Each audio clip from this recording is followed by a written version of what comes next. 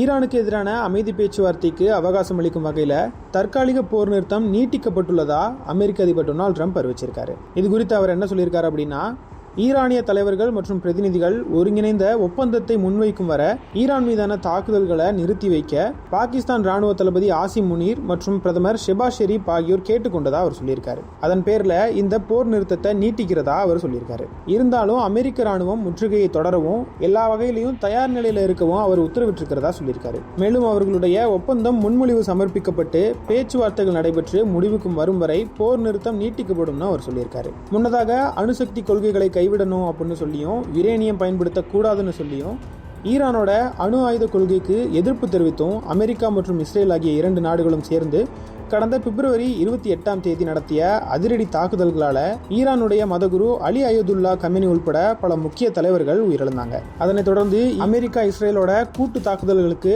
பதிலடி கொடுக்கும் விதமா ஈரானும் தங்களோட தாக்குதல்களை தொடர்ந்தாங்க.